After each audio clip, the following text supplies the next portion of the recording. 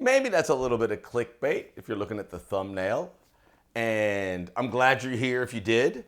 But to answer the question, can the United States win the Copa America? I'm not going to make you wait till the end of this video.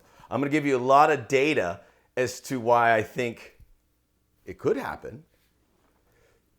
The United States winning the Copa America is not out of the realm of possibility. And I'm about to tell you why. I don't think it's going to happen, but it certainly can happen, if you catch my drift. There's enough things when you look at the Copa, you look at the way the U.S. is playing, you look at the field, that you can kind of draw a conclusion that if get some serendipity, if the stars align, why not? Winning a big-time soccer tournament, everything has to fall in place. Anyone who has won it will be the first to tell you that. And the United States will need those breaks, but coupled with a lot of things already in their favor, why not? Why not? I'm going to give predictions about the Copa America, and the United States is not going to be my pick to win it. But I'm going to talk to you about now. So we can get a little confidence, because I think we all think they're going to do well. But how well can they do? Can they win it? Well, today on the Soccer OG, check out the Soccer OG podcast, where all podcasts are available. Like and subscribe us here.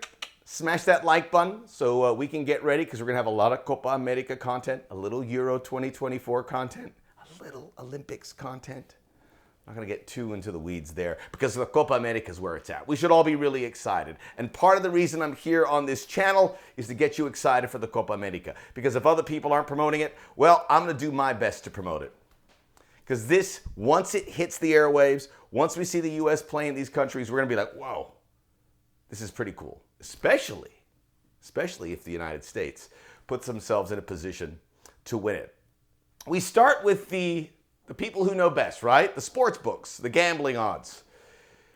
And it's pretty straightforward as to who the favorites are.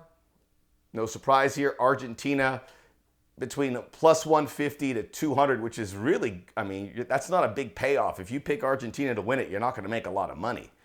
And in a tournament like this, you want to make a smart bet. There's no reason to bet Argentina. The sports books across the board all feel Argentina have a very good chance to repeat. Brazil a little bit further back at plus 200 to 250, around there.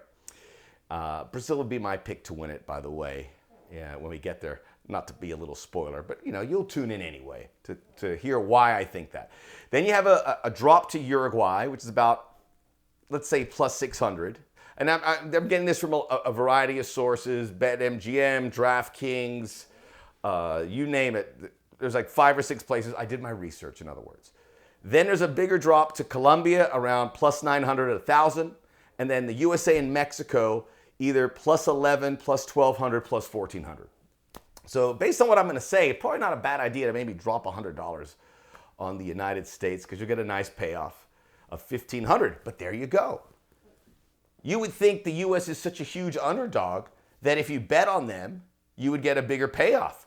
But the sports books aren't going to give you too much. This isn't something off the grid by any means. It's a nice, it's a sensible bet. You don't bet Argentina. You don't bet Brazil. I mean, it really is. I mean, if I'm not a gambler, but if I was going to gamble, I mean, some of the DraftKings has Mexico as better odds. How? I don't know. I mean, the United States have smashed Mexico, and the U.S. are hosting this tournament. Although Mexico will feel like a co-host, there's no doubt about it. I wouldn't bet Mexico. Colombia, I don't know, man. I mean, Colombia has a long history recently of falling flat. The USA, to me, is the smartest bet to make. Not that you're going to win, but if you want to make some money here, Argentina, Brazil, I mean, I don't know. So the sports books already give you, a look into why the United States is well regarded. But why are they so well regarded? Let's start with the history. This is the 4th Copa America for the United States. Historically, they've done well. 1995 finished 4th. Famous win there against the Argentines. 2007, knocked out in the groups, didn't win a game. It was an alternate team there. I remember watching that, lost to Argentina, Paraguay. and who else? I can't read my own writing.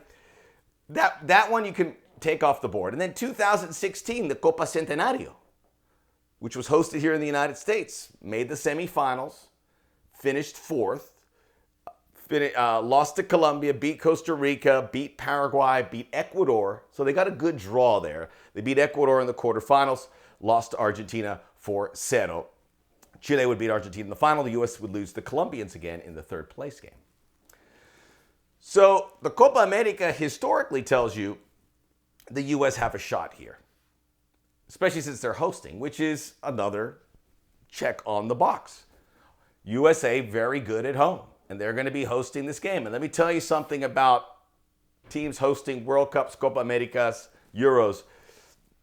The longer they go on, the more comfortable they get and the less comfortable other teams get, because you have that love at home.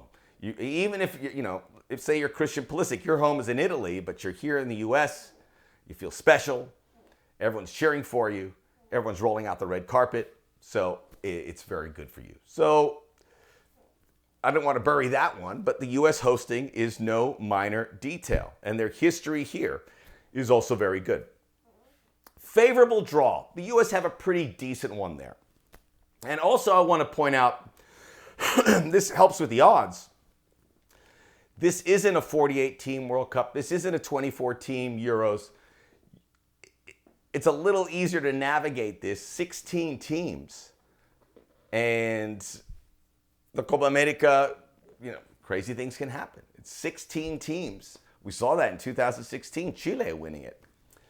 So the United States doesn't have to, although maybe a little longer of a tournament would be perfect, but this sprint of a tournament is going to put them in a good position if they have a good draw, which they do. By the way, host teams should have a good draw. That's the rule of thumb. So Bolivia and Panama. Now Bolivia should be no problem whatsoever, all due respect. Not very good away. Panama's been tricky and an improving nation, but playing them here, you will be a heavy favorite to get by. And then you have Uruguay, who is, I truly believe, better than the U.S., but the U.S. playing at home evens that out to the point where, to me, it's almost a push, maybe a slight edge to Uruguay. So that's a favorable draw. We all kind of know how it goes from here. They will face, it was a Group C, Group D, which will have Brazil and Colombia. It's a bit funky, the tournament format. It doesn't crisscross too much. So you'll face the first and second place team from that other side in the quarters and then the semis, which will be Brazil and Colombia, we believe. I think you want to win. I think you want to avoid Brazil. And I'm going to talk about Brazil here in a little bit, because if it's possible that the U.S. can win the Copa America, you need the field to cooperate a little bit. And I think that might happen. So the United States win the group. Let's say they face Colombia. Again, Colombia is better than the U.S., but playing in the U.S., to me, that makes it, a pick 'em. So you're favored to do that, and then avoid Brazil as long as you can, which would be in the semifinals. The other big favorite is Argentina, which you don't have to worry about until the final. You wouldn't have to face them there. And I'll start with Argentina here first, because they have won everything in their path, right? They won the Copa America 4 years ago. They won the World Cup in Qatar. This is going to eventually be a team in transition. I think that transition happens now. When you look historically at teams that have done well, like Spain when they won 3 straight tournaments, when they hit a thud, they hit it hard. I think Argentina, we're seeing those signs there. They've had so many breaks in their favor. We saw that at the World Cup. Certainly to a lesser degree at the Copa America, but they had to navigate through some penalty shootouts. It all went their way, right? And I would bet against them getting that good fortune. They're probably due a ray of bad luck. And I think if the U.S. can get to a final, I don't think Argentina is going to be on the other side of that. I think Argentina is going to stub their toe somewhere along this tournament, taking them out and maybe setting up the United States to face a team they'll be favored against in a final if they get there. They're in transition. Lionel Messi, I think everyone wants to think that he could make the World Cup. I don't think he's gonna get there. Argentina, I think, is it for Messi, and they're gonna bow down to him here. And Argentina's talent is so good, so I don't think there's gonna be a big blip of a transition. Waiting behind here to take the reins, Julian Alvarez, McAllister, Enzo Fernandez. Really good players. So Argentina's going to be fine in the global picture. But this could be the spot where they kind of run into the wrong team on the wrong day. And, Otamendi and Romero and some of these guys.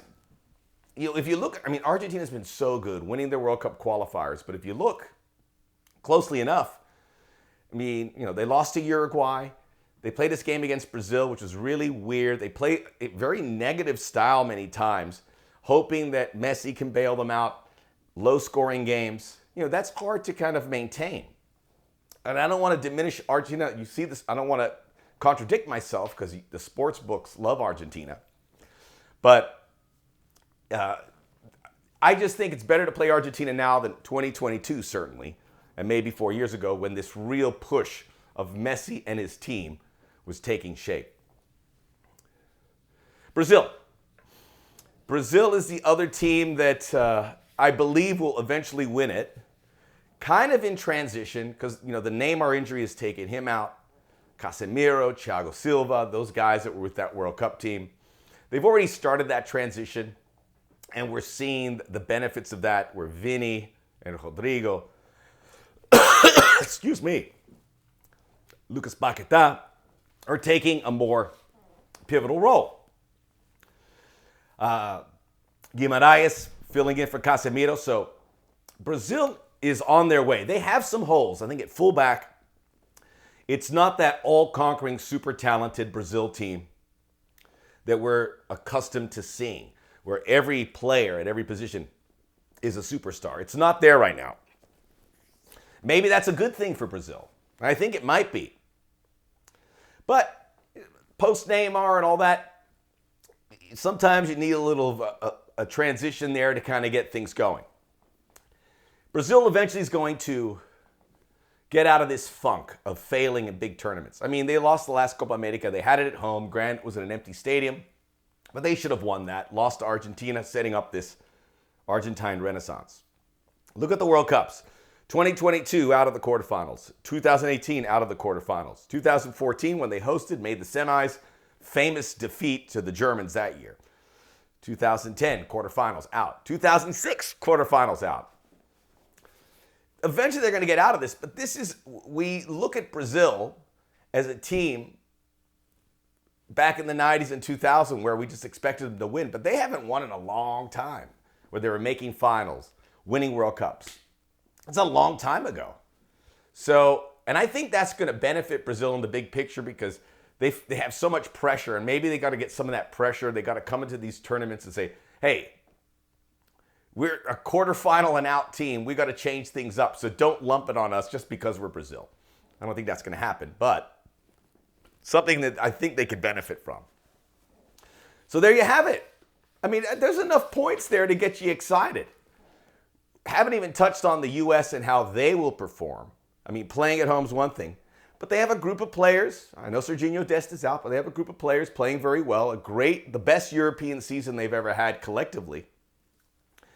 Some good depth pieces, some unexpected depth pieces like Johnny Cardoso coming up, Haji Wright, which we would never have anticipated prior, but they are there. Things we could have only hoped for. So the personnel-wise is good for the U.S. And on their own merits, as good as they are, they can't win this Copa America. Things have to kind of fall in place. But I think enough things are there to make this very interesting. I'll get you to my full predictions of the Copa America. But to answer the question one more time, can the United States win the Copa America? They can. They can. Buckle up, everyone.